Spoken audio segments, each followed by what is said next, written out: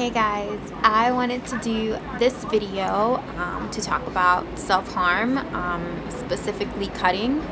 And I guess the reason that I wanted to talk about it is because I don't talk about it a lot, and I think it's beneficial, especially when you know that there's people out there that do cut themselves and kind of have like nobody to talk to about it, or kind of feel like no one relates to them, or etc., etc. And like growing up, like I haven't had I think I know like 2 people that have cut themselves, but they've kind of stopped, and I don't feel like for them it was kind of like so much of a problem. But just to give you a little bit of backstory with my experience with cutting, I have been a cutter, and I've been a cutter for 7 years. And I know that's kind of like, I guess for the people that know me, I guess for mostly the people that are watching these videos are people that know me in real life. I know that sounds kind of like, what? Like, like where did that come from? Like, that's so left field. And that just shows you how well I have hidden it from people.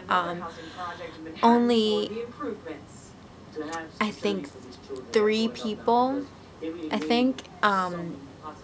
like, I can count on like one hand,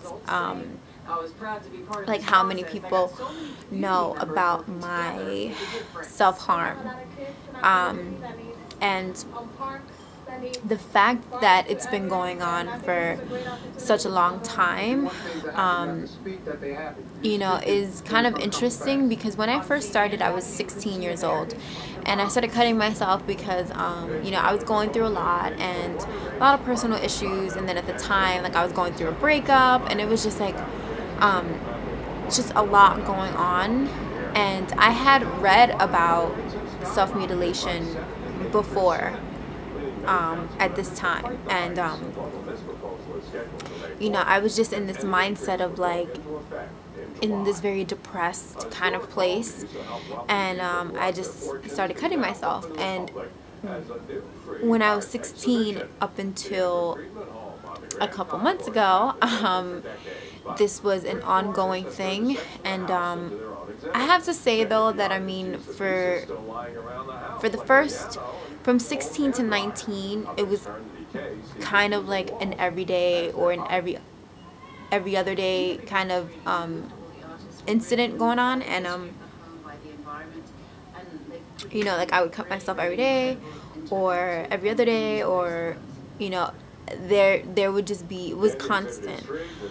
But for the past 4 years, it has been really like sporadically. Like, I haven't cut myself every day, I don't cut myself every other day or every other week, or it's very sporadic. Like, there's times where I can go like 5 months without cutting myself, or 3 months, or stuff like that.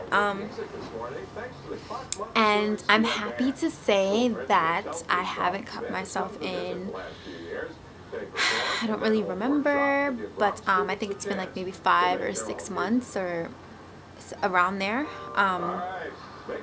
Definitely I haven't cut myself in 2012, and I have no plans on cutting myself. And this is because I have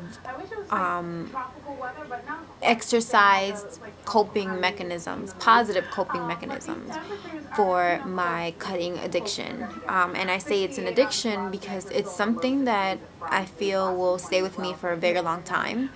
Because when you're so used to doing something, and it's kind of like in your pattern and kind of like just a part of your behavior already, it's very, very hard to dismiss that.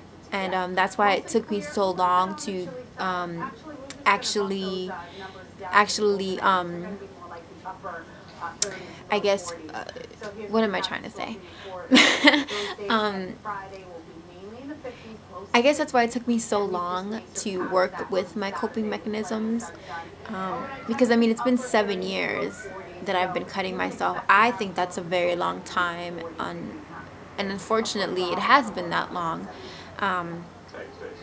But my coping mechanisms are very simple things that anyone can do, and everyone's mechanisms are going to be different because it's very individualized and catered to the kind of person that you are.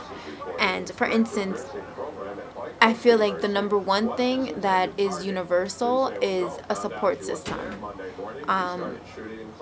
I have a best friend, and I, have other people that I can call or I can text, and when I'm feeling a certain kind of way, when I'm feeling like I want to cut myself, and like they'll provide me with that support. But not everyone has that, and it's not like I have like a shitload of people that I go to and talk to, because obviously that's not the case, because not everyone knows that I've been cutting for 7 years. But like all you really need is like that one person that you can count on. And sometimes, that one person has to be yourself. Because honestly, like, it's hard to find people that you can trust. It's hard to find people that you can open up to and express yourself. And, not everyone's going to understand where you're coming from, and not everyone's going to relate to you. But I don't really think that the relating part is important, because for instance, my best friend, like, she's never cut before, and she can't relate to me in that sense, but still she can be there, and she can hear me out and just kind of just listen to me. That's all you really need, someone to just listen to you. And something that I've been trying to do that has kind of worked, and I'm like surprised, but like if you're like in a state where you just like are just like so engulfed with the idea of cutting, and you just need to vent to someone and talk to someone and express yourself and feel like you're being heard, but let's say that for some reason like you just can't call anyone or no one's available, you can definitely just record your voice, because then you feel like, no one's technically listening to what you have to say, but you're just getting it out there, and that, at least for me, that has helped me like so much, because I would just like record how I was feeling. And I know it sounds silly, because when I first was told to do that, I'm like, that's dumb. But it actually really helps, and I don't listen to myself afterwards. Like, I don't go back and like rewind it and like listen to what I had to say, and like, because it's not gonna help you. Like, the whole point is just for you to vent. Another thing that you can do, and that I do, is just do stuff that you enjoy. Do stuff that makes you feel better. Like, if you like reading books, read a book when you feel like cutting yourself. Watch a movie. Like, sometimes, since I love movies and I love like TV shows and stuff, like sometimes when I feel like cutting, I just like get so like interested in a TV show that I'm watching, that I like, that just keeps me occupied and focused. Do something that's going to keep you occupied and focused, so that the feeling of self-harming will eventually subside, and it will. So yeah, like everyone's different. Everyone has like their own different coping mechanisms, but those are mine: talking to someone, watching movies, reading books, or just like going outside for like fresh air and just like clarity. But for me, most of the times when I do feel the urge to cut myself, it's usually at night, where like I really can't go outside, or I kind of just don't want to go outside. But then I watch, I get on Netflix and I watch shows, and I just keep myself occupied, and then I just end up feeling better. And I'm so glad that I haven't cut in a couple months now.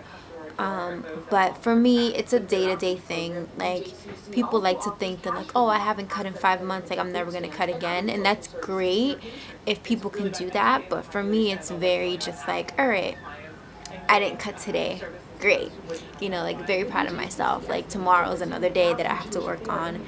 And I guess that's why people just don't understand. Like, people have a lot of assumptions about cutters, and that it's just not true. Just like everyone does things that may be harmful for them, this is just a different way. For instance, there's a lot of people that drink and drink a lot, and no one is like, oh my god, like, you know, no one is like kind of stigmatizing them for like drinking, or like cigarette smokers, or like just people that do drugs in general, or people that do other kind of risky, quote unquote, behavior. Cutting is just like that. It's just different. It's just something that people still, after all these years, like have not like seem to grasp. And instead you get people that have, just like I said, like assumptions, and it's like, oh, you're crazy, like, you know, why would you want to cut yourself, why would you want to hurt yourself? And it's funny because people that tell me that are usually people that are doing like other reckless behavior, and I'm like, you know, like, I am physically cutting myself and physically hurting myself, but you're also physically hurting yourself. It's just that you can't see your scars. You know, it's the same thing. Like people that drink themselves and like they're depressed or whatever, and then they drink. It's like, you're doing the same thing I am. It's just that my scars you can visually see, yours you can't. So yeah, I just wanted to talk a little bit about that. I know it's like a huge topic, but I wanted to bring forth like my personal experience with it and what I do to cope. Also, like, I was reading online and I thought this was interesting that it says they had this study in the UK on hospitals that are home for the elderly, and it says that 5% of all the hospitals that had self-harm cases were of people aged over 65. And the reason why I thought that was interesting is because usually when you think of self-harm, you just automatically think of like teenagers, and you know, going through like that different stage in your life where like you have all these emotions and hormones and all this stuff going on, and that's what you usually hear of, like kids cutting themselves. But here in this study, it shows that older people, older than 65, engage in self-harm, and like, and everyone in between. I'm obviously not a teenager. I started when I was a teenager, but I still experience it, and also it talks about like prisoner inmates, how it's very prevalent in prison populations, and even animals, which I didn't know before I started reading this. It says self-harm in non-human mammals is a well-established, although not widely known phenomenon. Its study under zoo or laboratory conditions could lead to a better understanding of self-harm in human patients. Zoo or laboratory rearing and isolation are important factors leading to increased susceptibility to self-harm in higher mammals. Lower mammals are also known to mutilate themselves under laboratory conditions after administration of drugs. Captive birds are sometimes known to engage in feather plucking, causing damage to feathers that can range from feather shredding to the removal of most of all feathers within the bird's reach, or even the mutilation of skin or muscle tissue. So yeah, you know, it's kind of makes you feel good, because it makes you feel like, oh, like, you know, I'm not the only one. And like, obviously you're not, but when you're in the moment and when you're kind of like in the bubble of like in the problem, like when something's going on and you're in that bubble where you can't see anything else and you can only just focus on what's going on with you right now, you tend to lose sight of the situation, and you tend to just think like, I'm the only one going through this and no one will understand me and no one cares, and that's just not true. Because even if you think that no one cares, there's people all around the world that go through this that care, and just, it's good to have that feeling that you're just not alone. Because no matter how many people try to isolate themselves and try to be like loners and all this stuff, like me included, we all like to think that we're connected by something, you know, and we all like to think that we're kind of in the same kind of struggle, you know, and you are. So yeah, this video is super long. I thought it was gonna be super short. Okay, bye.